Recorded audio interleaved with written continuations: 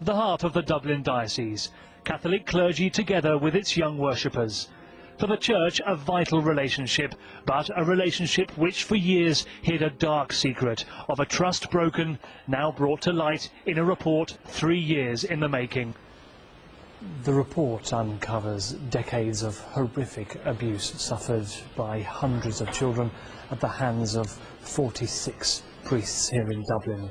But it also reveals the true extent of that abuse and the fact that the Catholic hierarchy knew about it but chose to protect its own at the expense of the victims. John Charles McQuaid, Dermot Ryan, Kevin McNamara and Cardinal Desmond Connell, all former archbishops of Dublin, all knew about the allegations, all turned a blind eye. Today named and shamed, yet 3 are deceased and 1 already retired. As Archbishop of Dublin, and as Dermot Martin, a person, I offer to each and every survivor my apology, my sorrow and my shame for what happened. But I'm aware that no words of apology will ever be sufficient. But parts of the report have also been censored in order not to prejudice current or potential cases. In place of priests' real names, aliases, one of whom admits to abusing more than 100 children, and their crimes against the defenceless went unreported from the 1960s to the 1990s. A tragedy compounded, the report said, by the Irish police, who treated clergy as though they were above the law.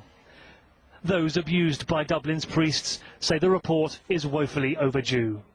Only now is the state ready to publish a report detailing how such allegations were handled.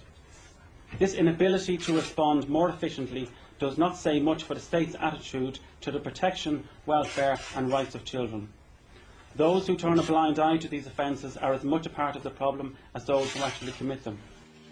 Given the scale of the child abuse in Dublin alone, there are now calls for all dioceses to undergo intense scrutiny. The don't ask, don't tell culture is thought to be endemic across the Republic of Ireland. There is no escaping the cruel irony that the Church, partly motivated by a desire to avoid scandal, in fact created a scandal on an astonishing scale.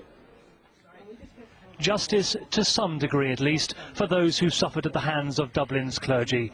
But how many more priests there are still harbouring their dark secret may take many years, if at all, to come to light.